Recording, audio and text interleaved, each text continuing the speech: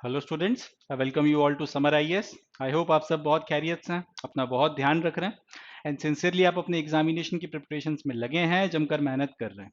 तो आज के सेशन में हम लोग 12 सितंबर 2023 का जो द हिंदू न्यूज़पेपर है उसके इंपॉर्टेंट करंट अफेयर्स को डिस्कस करेंगे for UPSC civil services 2024 as well as जो दूसरे स्टेट पीएससी के एग्जामिनेशन हमारे आने वाले हैं उनके लिए। ना सिर्फ हम लोग करंट अफेयर्स को डिस्कस करेंगे, साथ ही साथ हम लोग ये भी देखेंगे कि इन करंट अफेयर्स में से क्वेश्चंस किस तरीके से आ सकते हैं, प्रीलिम्स में आप किस तरीके के एमसीक्यूज यहाँ से एक्सपेक्ट कर सकते हैं, एंड मेंस में अगर आंसर राइटिंग में कहीं पर अगर आपको इस डाटा का इस्तेमाल करना है तो कैसे करना है। GS1, GS2, GS3 कौन से पेपर में इस डाटा से रिलेटेड क्वेश्चंस आ सकते हैं, इन सारी बातों को भी हम लोग करेंगे। तो काफी कुछ है जानने के लिए, काफी कुछ है सीखने के लिए। And now without any further ado, ये भी बिगिन शुरू करते हैं 12 सितंबर 2023 का द हिंदू न्यूज़पेपर और उसके इंपॉर्टेंट करंट अफेयर्स। चले देखते हैं सर। तो जो पहली न्यूज है जिसके बारे में हमें आज बात करनी है वो है ईस्टर्न राजस्थान कैनल प्रोजेक्ट के बारे में, जिसको शॉर्ट में ERCP भी बोला जाता है। तो पहले तो हम लोग ये देखते हैं कि ये ईस्टर्न राजस्थान कैनल प्रोजेक्ट है क्या, उसके बाद में फिर ये न्यूज में क्यों है उस पर डिस्कशन करेंगे, एंड देन फिर किस तरीके के क्वेश्चंस यहाँ से आ सकते हैं उसके बारे में बात करेंगे। Eastern Rajasthan Canal Project has been planned to meet the drinking and industrial water needs of southern and southeastern Rajasthan for humans and livestock till 2051. Proposes to It proposes to provide drinking water to 13 districts of Rajasthan. मतलब ये कि ये जो eastern Rajasthan canal project है इसको plan किया गया है ताकि राजस्थान का जो सदर्न इलाका है और साउथ ईस्टर्न इलाका है वहां पर कम से कम 2051 तक जितने भी मनुष्य और जो भी आपके पशु पक्षी मवेशी वगैरह रहेंगे उन सब लोगों के लिए जो पीने की पानी की व्यवस्था है, प्लस इसके अलावा जो दूसरे जरूरतों के लिए पानी की जरूरत पड़ती है, चाहे एग्रीकल्चर हो गया, चाहे किसी इंडस्ट्री को अगर आपने वहां पे लगाया है और उसके लिए पानी की जरूरत पड़ रही है, तो इन सारी पानी की जरूरतों को पूरा करें। ये सारी की सारी जो पानी की जरूरतें हैं कम से कम 2051 तक वो पूरी होती रहे, उसमें किसी तरीके की कोई समस्या ना आए, इसके लिए ये ईस्टर्न राजस्थान कैनल प्रोजेक्ट बनाया गया। तो ध्यान रखना है जब भी अगर आपसे पूछा जाता है कि ईस्टर्न राजस्थान कैनल प्रोजेक्ट क्या काम करता है, अब ईस्टर्न वर्ड सुन के अपने को लगेगा कि भाई ये जो राजस्थान का ईस्टर्न इलाका है उसकी बात की जा रही है, मगर उस ईस्टर्न पोर्शन में भी ईस्टर्न पोर्शन स्पेसिफिक नहीं है, सदर्न और साउथ ईस्टर्न राजस्थान जो इलाका पड़ता है वहां पर drinking water humans as well as आपके जो भी एनिमल्स हैं उन सबके लिए drinking water needs plus industrial level पर पानी जो है जितनी भी जरूरत पड़ती है कम से कम 2051 तक उसकी जरूरतें वो सारी नीड्स वगैरह पूरी होती रहें, उसके लिए प्रोजेक्ट डिजाइन किया गया। जब ये पूरी तरीके से बनकर तैयार हो जाएगा, ये ईस्टर्न राजस्थान कैनल प्रोजेक्ट जिस दिन पूरी तरीके से फंक्शनिंग हो जाएगा, तब इस पूरे क्षेत्र में सदर्न राजस्थान और साउथ ईस्टर्न राजस्थान का कि 13 जिलों को पानी की जो पीने के पानी को जो है की आपूर्ति किया करेगा, या फिर इन 13 जिलों में ड्रिंकिंग वाटर की सप्लाई यहां से की जाएगी। और आज की तारीख में जो गर्मी का मौसम आते आते पानी की किल्लत होने लगती है, राजस्थान में थोड़ी सी ज्यादा दिक्कतें आती हैं, वो प्रॉब्लम जो है कहीं ना कहीं काफी हद तक दूर हो जाएगी। ड्रिंकिंग वाटर की नीड्स एटलीस्ट जो है आपकी पूरी होंगी, उसके लिए कोई खास मारामारी करने की जरूरत नहीं पड़ेगी। तो ये जो है ईस्टर्न राजस्थान कैनल प्रोजेक्ट का ऑब्जेक्टिव है, याद रखना है, ये इस पर्टिकुलर चीज को ध्यान में रखकर बनाया गया। अब ये ऑब्जेक्टिव पूरा कैसे होगा थोड़ा उस पर बात कर लेते हैं। तो इनका कहना यह है कि भाई we will harvest surplus water available during rainy seasons in rivers in southern Rajasthan and use in south eastern districts where there is scarcity of water for drinking and irrigation. मतलब इनका यह है कहने का कि भाई जो राजस्थान का सदर्न इलाका पड़ता है, साउथ का जो सदर्न राजस्थान पड़ता है जिसमें कोटा आता है, झालावाड़ आता है और ये सारा क्षेत्र बूंदी वगैरह का जो पूरा क्षेत्र आ जाता है, यहां पर बारिश के वक्त में अच्छी बारिश होती है। मानसून की जब हम बात करें तो बाकी जो राजस्थान है, जो वेस्टर्न राजस्थान का इलाका है, उसके कंपैरिजन में या फिर बाकी जो रेस्ट ऑफ द राजस्थान है उसके कंपैरिजन में सदर्न राजस्थान में ज्यादा बारिश होती है। इसके चलते यहाँ की जो नदियां हैं मानसून के वक्त में उनमें जो पानी है वो सरप्लस में आ जाता है, जितनी जरूरत या जितनी आवश्यकता है उससे बहुत ज्यादा पानी यहाँ पे इकट्ठा हो जाता है। अब सदर्न राजस्थान की जो रिवर्स हैं जिसमें मॉनसून के वक्त में ये सरप्लस पानी इकट्ठा हो रहा है, तो इनका कहना यह है कि ईस्टर्न राजस्थान कैनल प्रोजेक्ट की मदद से ये सरप्लस पानी को उठाकर हम लोग सप्लाई करेंगे साउथ ईस्टर्न डिस्ट्रिक्ट्स में जहां पे पानी की किल्लत बनी रहती है, चाहे ड्रिंकिंग की बात की जाए चाहे इरिगेशन की बात की जाए, दोनों चीजों के लिए। तो क्या किया जा रहा है, सदर्न राजस्थान में साउथ राजस्थान में बारिश के मौसम में जितनी भी नदियां बहती हैं, क्योंकि मानसून यहां पे अच्छा बरसता है, बढ़िया पानी आता है, तो सरप्लस पानी यहां पर जो इकट्ठा हो जा रहा है, यहां का जो सरप्लस पानी है इस सरप्लस पानी को उठा के साउथ ईस्ट की डिस्ट्रिक्ट्स में जहां पर दिक्कत रहती है, जहां पे किल्लत रहती है, वहां पर सप्लाई किया जाएगा। क्योंकि यहां पे पानी सरप्लस है, तो यहां से अगर निकाल भी लेते हैं तो यहां पे कमी पड़ देने वाली, और यहां पे बहुत ज्यादा कमी है, तो वो एक्स्ट्रा पानी अगर यहां आ जाएगा तो इन लोगों की भी जरूरत पूरी हो जाएगी और यहां पे कोई दिक्कत या कोई किल्लत बनने नहीं वाली। ये ऑब्जेक्टिव को ध्यान में रखकर इस पूरे के पूरे प्लान को बनाया गया। अब इसके लिए किया यह जा रहा है कि 3 नदियां बहती हैं सदर्न राजस्थान में, जिनका नाम है पार्वती, काली सिंध और चंबल। इन तीनों नदियों को आपस में इंटरलिंक किया जा रहा है। अब जब इन तीनों नदियों को आपस में इंटरलिंक कर लिया जाएगा, उसके बाद में ये जो सरप्लस पानी है, इसको फिर जिस भी तरफ आप सप्लाई करना चाहते हो वहां पर फिर लेकर जाया जा सकता है, नहर वगैरह काट कर, या जो भी आपकी कैनल्स वगैरह बनाओगे उसकी मदद से, बैराजेस वगैरह की मदद से पानी सप्लाई किया जा सकता है। मगर इन 3 नदियों को जोड़ना जो है उसके लिए जरूरी है। तो ये हो गया ईस्टर्न राजस्थान कैनल प्रोजेक्ट का पूरा जो भी अपने को बेसिक आइडिया होना चाहिए। अब सवाल ये उठता है कि ये न्यूज में क्यों है, थोड़ा सा उस पर बात कर लेते हैं। तो समाचार यह है कि जो राजस्थान की स्टेट गवर्नमेंट है, उन्होंने केंद्र सरकार से डिमांड करी है या मांग रखी है कि भाई ये जो ईस्टर्न राजस्थान कैनल प्रोजेक्ट है, आप इसको नेशनल प्रोजेक्ट का स्टेटस दीजिए। अभी तो हम लोग राज्य के लेवल पर इसका काम करवा रहे हैं, बट आप एक काम करें, आप इसको नेशनल प्रोजेक्ट का स्टेटस दीजिए। अब सवाल उठता है कि नेशनल प्रोजेक्ट का स्टेटस क्यों मांगा जा रहा है। ये वाई के आगे क्वेश्चन मार्क लगा हुआ है कि नेशनल प्रोजेक्ट का स्टेटस मांग के आपको क्या मिल जाएगा, ऐसी क्या तोप चल जाएगी नेशनल प्रोजेक्ट का स्टेटस मिल जाएगा। तो इसका जवाब यह है कि अगर किसी प्रोजेक्ट को केंद्र सरकार अगर नेशनल प्रोजेक्ट डिक्लेयर कर देती है, या फिर अगर किसी प्रोजेक्ट को केंद्र सरकार नेशनल स्टेटस दे देती है, नेशनल इंपॉर्टेंस का स्टेटस दे देती है, ऐसी कंडीशन में उस प्रोजेक्ट को बनाने में जितना भी पैसा लगेगा उसकी 90% फंडिंग केंद्र सरकार करती है। ठीक है, इंपॉर्टेंट है, याद रखिएगा। एक प्रोजेक्ट है जो अभी शुरू नहीं हुआ, एक जगह पे लेट से आपको एक प्रोजेक्ट बनाना है, अपन उसको नाम दे देते हैं प्रोजेक्ट नंबर पी। अब ये प्रोजेक्ट अभी बनना शुरू नहीं हुआ, इसकी एक ईंट नहीं रखी गई, इसका एक गड्ढा नहीं खुदा, और उसके पहले अगर केंद्र सरकार ने इसको नेशनल स्टेटस दे दिया या फिर नेशनल प्रोजेक्ट का दर्जा दे दिया, ऐसी परिस्थिति में ये प्रोजेक्ट बनाने में अब जितना खर्चा आएगा, उस खर्चे का 90% केंद्र सरकार की जेब से दिया जाएगा। यानी कि अगर इस प्रोजेक्ट को बनाने में 100 रुपए लगते हैं, तो 100 रुपए में से 90 रुपए जो है सेंट्रल गवर्नमेंट की तरफ से इसको बनाने के लिए आएंगे। सपोज कर लीजिए कि आपने इस प्रोजेक्ट को बनाना शुरू कर दिया, और साथ ही साथ आप सपोज कर लेते हैं कि ये प्रोजेक्ट जो है इसको आपने बनाना शुरू कर दिया, और साथ ही साथ आपने एप्लीकेशन डाल दी केंद्र सरकार के पास में कि भैया इसको नेशनल स्टेटस दे दो। बात को समझिएगा, प्रोजेक्ट बनना शुरू हो गया है, अभी तक इसको नेशनल स्टेटस नहीं मिला है, मगर आपने एप्लीकेशन डाल दी है कि भाई इसको जो है आप आपने जो है एप्लीकेशन डाल दी है कि इसको आप नेशनल स्टेटस दे दीजिए, बाकी हमने बनाना शुरू कर दिया है। अब थोड़ा बहुत इसका काम हो गया, केंद्र सरकार ने इसके ऊपर विचार किया और अल्टीमेटली इसको नेशनल स्टेटस दे दिया गया। तो जिस दिन इसको नेशनल स्टेटस दिया जाएगा, प्रोजेक्ट अगर शुरू हो गया है तो जिस दिन इसको नेशनल स्टेटस दिया जाएगा, उस दिन के बाद से जितना भी रिमेनिंग प्रोजेक्ट है उसका जितना भी खर्चा होगा वो सारा का सारा केंद्र सरकार के द्वारा दिया जाएगा। तो याद रखनी है ये बात अपने को कि नेशनल स्टेटस देने से क्या होता है, नेशनल स्टेटस की क्या कहानी है, हमको ध्यान रखना है ये।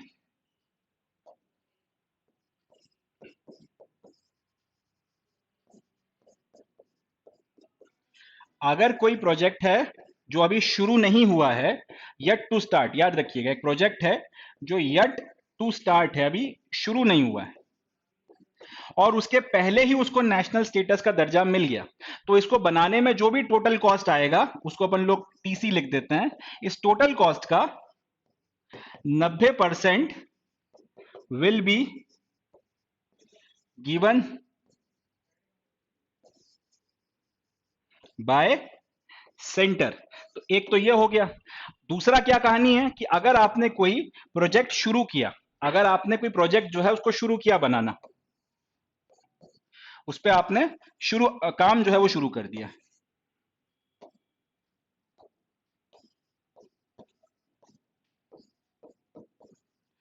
जिस दिन आपने काम शुरू किया था या जब आपने इस पे काम करना शुरू किया, तब तक इसको नेशनल स्टेटस का, नेशनल प्रोजेक्ट का स्टेटस नहीं मिला, या फिर इसको नेशनल स्टेटस नहीं दिया गया इस प्रोजेक्ट को। मगर आपने एप्लीकेशन लगा दी सेंट्रल गवर्नमेंट के पास में कि भैया हमको नेशनल स्टेटस दे दो।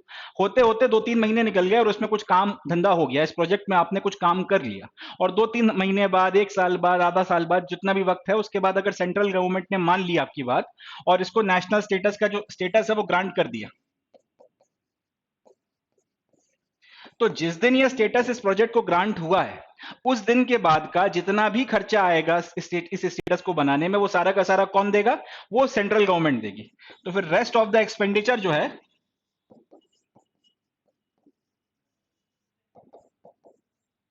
वो आपका सेंटर करेगा।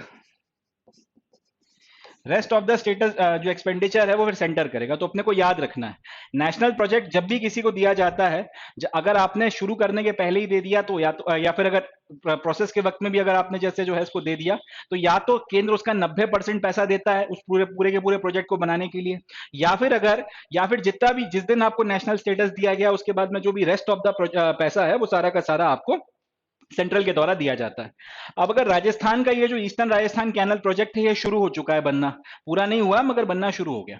कल को अगर इसको सेंटर के द्वारा अगर आपको ये स्टेटस दे दिया जाता है, नेशनल स्टेटस अगर दे दिया जाता है, तो उसके बाद में होगा ये कि जितना भी प्रोजेक्ट बचा हुआ है उसका असेसमेंट होगा, सेंट्रल गवर्नमेंट अपना असेसमेंट करवाएगी, जो भी खर्चा होगा उसके बाद में सेंट्रल गवर्नमेंट देगी और सेंट्रल गवर्नमेंट उसका पूरा पैसा वगैरह सारा जो आर्थिक भार आने वाला है, जो भी आपके ऊपर इकोनॉमिक स्ट्रेस पड़ेगा, उसका पूरा खर्चा सेंट्रल गवर्नमेंट उठाएगी, अपने फंड से वो सारा पैसा देगी और स्टेट गवर्नमेंट को पैसा नहीं देना पड़ेगा।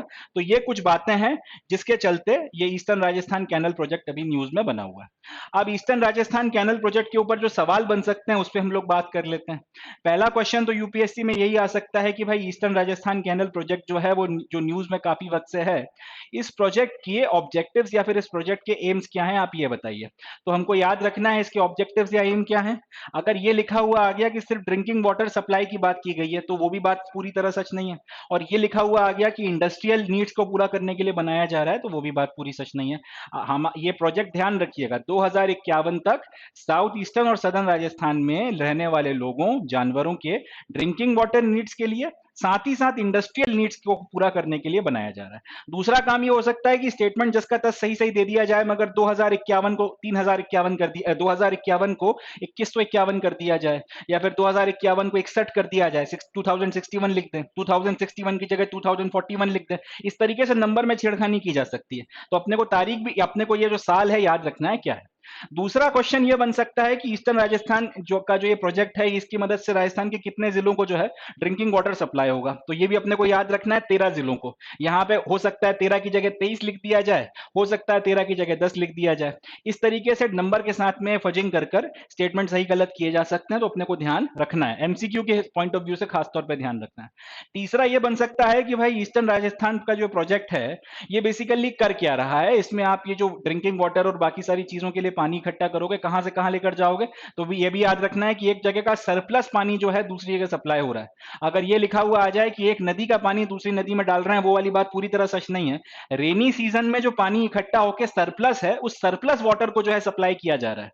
ये नदी में जो नॉर्मल जितना फ्लो हो रहा है उसका पानी उठा के कहीं से कहीं नहीं लेकर जा रहे हैं। जो सरप्लस वाटर है जो सिर्फ आपको मानसून में देखने को मिलता है वो एक्स्ट्रा पानी उठाकर जो है सप्लाई किया जा रहा है। इसके बाद लास्ट क्वेश्चन जो मेरे हिसाब से बनता है या जो बनना चाहिए कि इसमें कितनी नदियों को आपस में इंटरलिंक किया जा रहा है। अब यहाँ पे 3 नदियां हैं जो आपस में इंटरलिंक हो रही हैं, पार्वती, काली सिंध और चंबल। हो सकता है वो आपको छेड़ने के लिए इसमें लूनी नदी का नाम भी डाल दें या फिर इसमें किसी और नदी का नाम डाल दें। तो हमें याद रखना है कि कितनी नदियां जो है वो आपस में इंटरलिंक की जा रही हैं, पार्वती, काली सिंध और चंबल, इन 3 नदियों की इंटरलिंकिंग हो रही है। इसके अलावा किसी और नदी की इंटरलिंकिंग नहीं की जा रही। बाकी नहर बनाई जाएंगी, नहरें काटी जाएंगी, बैराजेस बनाए जाएंगे, वो सब चीजें होंगी, मगर हाल फिलहाल तक सिर्फ इन 3 नदियों की इंटरलिंकिंग की बात की गई है। इतने क्वेश्चंस यहां से बनते हैं और ये आएगा तो प्रीलिम्स में ही आएगा, मेंस में इसकी संभावना आने की नहीं है। चले तो ये न्यूज हो गई, आगे बढ़ते हैं। ईस्टर्न राजस्थान कैनल प्रोजेक्ट अपन ने देख लिया, अब बढ़ते हैं।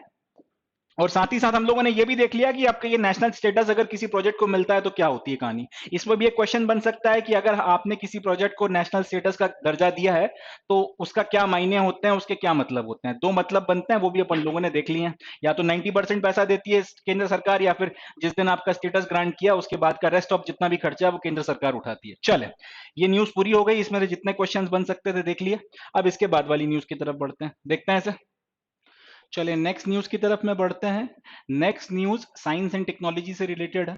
खबर यह है कि इंडियन इंस्टीट्यूट ऑफ साइंस जो है आईआईएससी, इसने एक नया तरीका डेवलप किया है जिसकी मदद से पोटेंशियल जो आपका कैंसर होता है उसको डिटेक्ट भी किया जा सकता है एंड उनको मारा भी जा सकता है। IISc has developed a new approach to potential detect and kill cancer cells, यानी कि अगर आपके शरीर में कहीं पर इस तरीके के सेल्स हैं जो डेवलप हो रहे हैं कि आगे जाके वो कैंसर बनेगा, तो एक तो उसको डिटेक्ट करने का, और इसके पहले कि वो कैंसर बन सके उसके पहले उसे मार देने का एक नया या फिर एक नोवल अप्रोच जो है उसको डेवलप किया गया है आईआईएससी या फिर इंडियन इंस्टीट्यूट ऑफ साइंस के द्वारा।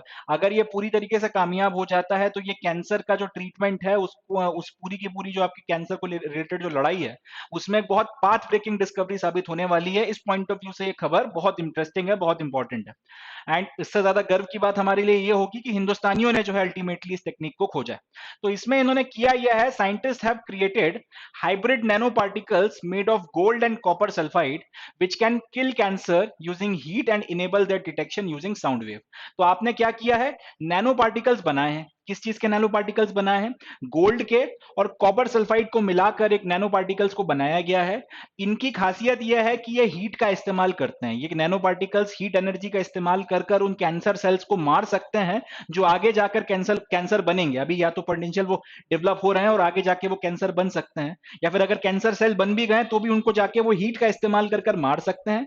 और डिटेक्शन का सवाल जहां तक उठता है कि यार ये जो फलाना फलाना सेल है ये आगे जाके कैंसर बनेगा या नहीं बनेगा, उस चीज को डिटेक्शन के लिए भी इनका इस्तेमाल हो सकता है। वहां पर ये साउंड वेव का इस्तेमाल करते हैं और उसकी मदद से ये आपको डिटेक्ट कर कर बताते हैं कि ये जो पोटेंशियल सेल्स हैं आपके, ये आगे जाके कैंसर सेल बनेंगे या नहीं बनेंगे। इंपॉर्टेंट है, याद रखिएगा क्या किया गया है यहां पे, यहां पर गोल्ड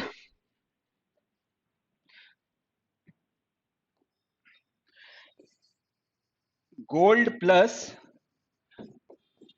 कॉपर सल्फाइड, इन दोनों का इस्तेमाल कर कर इनको जोड़ा गया, इनको मिलाया गया साथ में और इनकी मदद से बनाए गए नैनो पार्टिकल्स। अब ये जो नैनो पार्टिकल्स हैं इनकी खासियत क्या है, अगर कैंसर सेल को मारना है तो ये वो भी कर सकते हैं, कैंसर सेल को अगर मारना है तो वो भी कर सकते हैं, और अगर उसका डिटेक्शन करना है तो वो भी कर सकते हैं। कैसे कर सकते हैं, उसका जवाब यह है कि हीट एनर्जी का ये इस्तेमाल करेंगे, हीट एनर्जी का इस्तेमाल करेंगे।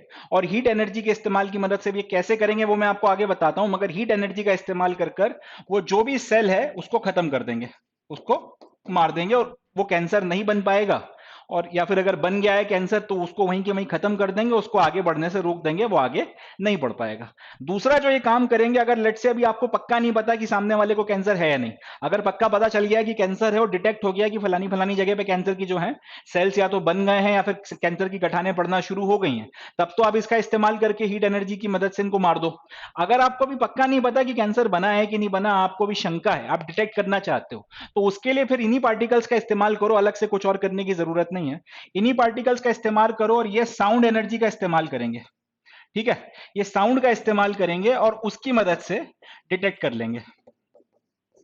ये साउंड का इस्तेमाल कर कर उसकी मदद से इस पर्टिकुलर चीज को डिटेक्ट कर लेंगे और कंफर्म आपको बता देंगे कि सामने वाले को कैंसर है या नहीं है, या फिर ये जो पर्टिकुलर सेल है जिसके ऊपर आपने भी डिटेक्शन की पूरी प्रक्रिया लगाई थी, इसके चलते आगे कैंसर, ये जो सेल्स हैं ये कैंसर में कन्वर्ट हो सकते हैं, कैंसर सेल में, या नहीं हो सकते।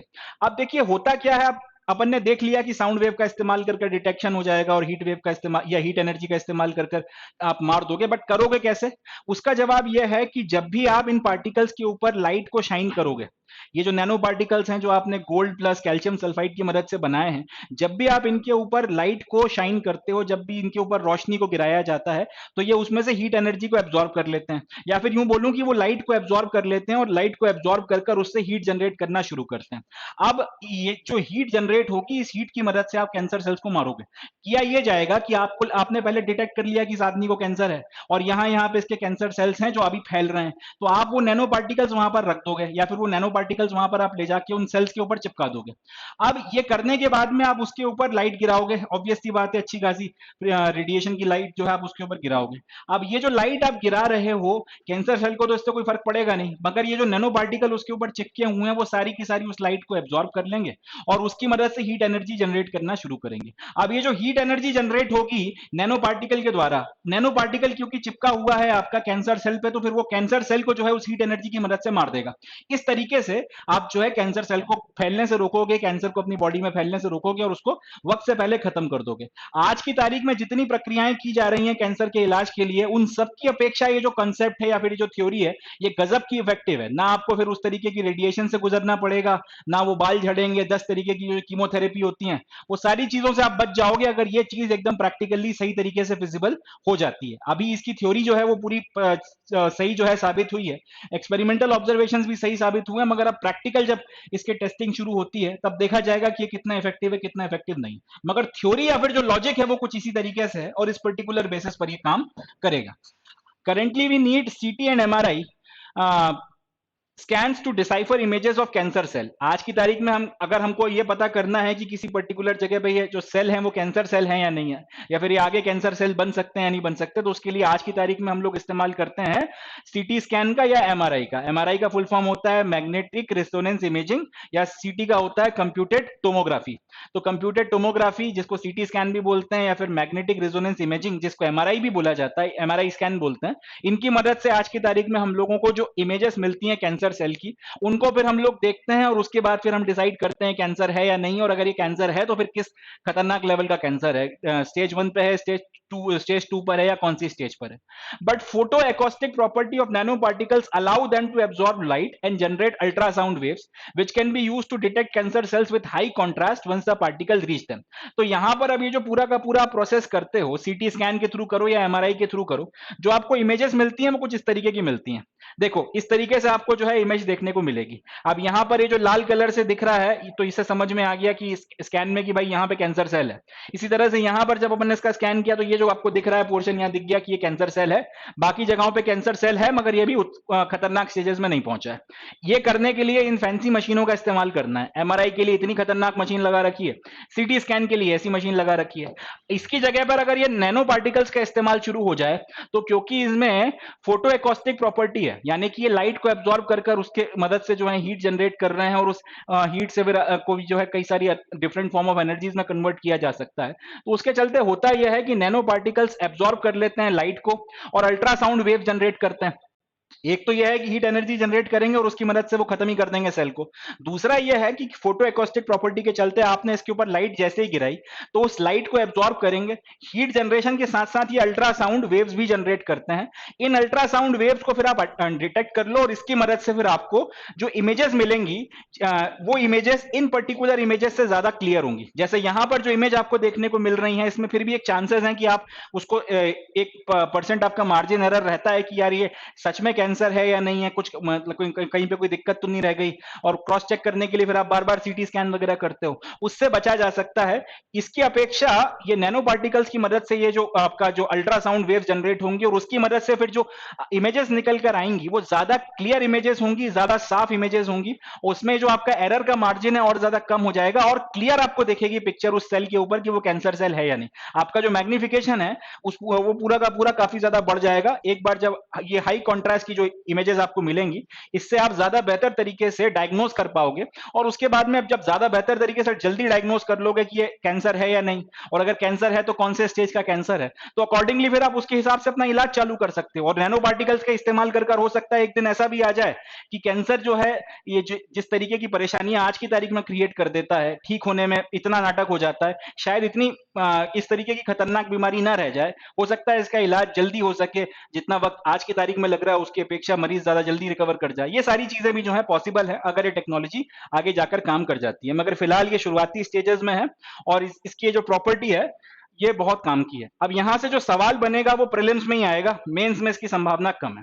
सवाल ये बनेगा कि अभी हाल फिलहाल साइंटिस्ट ने जो ये नैनो पार्टिकल्स की टेक्निक खोजी है जिससे कैंसर के सेल्स को मारा जा सकता है या कैंसर के सेल्स को डिटेक्ट किया जा सकता है, वो किस पर्टिकुलर एलिमेंट के नैनो पार्टिकल्स का इस्तेमाल करते हैं। तो याद रखना है गोल्ड एंड कैल्शियम सल्फाइड का इस्तेमाल करते हैं। दूसरा यह आ सकता है कि गोल्ड और कैल्शियम सल्फाइड का इस्तेमाल कर जो नैनो पार्टिकल्स बनाए गए जिसकी मदद से कैंसर सेल्स को मारना प्लस डिटेक्शन को लेकर नई टेक्नोलॉजी अभी पता पता चली है, ये किन प्रॉपर्टीज का इस्तेमाल करते हैं नैनो पार्टिकल्स की। तो ये याद रखना है, हीट जनरेट होती है, लाइट जब भी आप इस पर डालोगे तो हीट जनरेट होती है, उस हीट की जनरेटेड हीट की मदद से कैंसर को मारना है। और हीट जनरेशन के साथ ही साथ साउंड वेव्स भी जनरेट होती हैं, अल्ट्रासाउंड वेव जनरेट होती हैं, उसकी मदद से डिटेक्शन हो रहा है। और तीसरी बात कि आज का जो सीटी स्कैन और एमआरआई है उसकी अपेक्षा ये कैसे बेहतर है? पहली बात तो सस्ता है, दूसरी बात यह है कि ये ज्यादा इफेक्टिव है, जल्दी काम करता है, तीसरी चीज यहां पर जो इमेजेस निकल कर आएंगी सीटी स्कैन और एमआरआई की अपेक्षा ज्यादा क्लियर, ज्यादा मैग्नीफाइड इमेजेस है, तो एरर का जो मार्जिन है वो कम हो जाता है, जल्दी आप फैसला ले सकते हो कि कैंसर है या नहीं है, और अगर है तो किस स्टेज पर है, अकॉर्डिंगली फिर आप उसके अनुसार अपना डायग्नोसिस करने के बाद में आप उसका इलाज शुरू कर सकते हो। तो ओवरऑल अगर देखा जाए आज की जो एग्जिस्टिंग मैकेनिज्म्स या तरीके हैं उसकी अपेक्षा ज्यादा इफेक्टिव तरीका है कैंसर के इलाज के लिए, अगर ये पूरी तरीके से डेवलप होता है तो। चलें, ये हो गई अपनी सेकंड न्यूज, आगे बढ़ते हैं। So with this we come to end of today's session. आज के सेशन में बस इतना ही। अब मिलता हूं मैं आपसे नेक्स्ट सेशन में, जिसमें हम लोग 13 सितंबर 2023 के जो इंपॉर्टेंट करंट अफेयर्स हैं उनको डिस्कस करेंगे। आई एम प्रीटी श्योर आपको ये सेशन अच्छा लगा होगा, हेल्पफुल लगा होगा, एंड आपने इससे बेनिफिट भी उठाया होगा। तो इस सेशन को लाइक करें, सब्सक्राइब करें चैनल को, अपने दूसरे फ्रेंड्स जो यूपीएससी की प्रिपरेशन कर रहे हैं या स्टेट पीएससी की प्रिपरेशन कर रहे हैं या फिर किसी ऐसे एग्जामिनेशन की प्रिपरेशन कर रहे हैं जिसमें जनरल स्टडीज़ पूछी जाती है, उनको भी इसके बारे में बताएं। मेहनत करते रहें एंड आगे बढ़ते रहें एंड जुड़े रहें समर आईएएस के साथ। थैंक यू, जय हिंद।